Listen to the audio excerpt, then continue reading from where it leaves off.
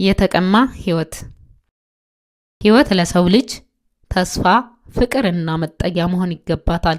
ነገር ግን ለአንዳንድ ሴቶች ህይወት የተቀማ ህልም፣ የተሰበረ ተስፋ፣ የማይፈወስ ቁስል ትሆናለች።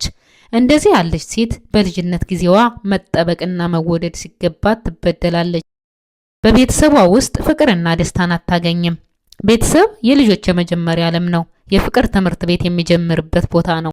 ነገር ግን እርሷ በዛ ዓለም ውስጥ ዝምታ፣ ፍርሃትንና ስቃይን ብቻ አወቀች።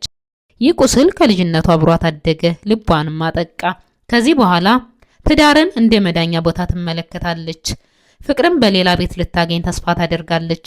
ነገር ግን በጠበቀችው ቦታም ተገቢውን ፍቅር አላገኘችም።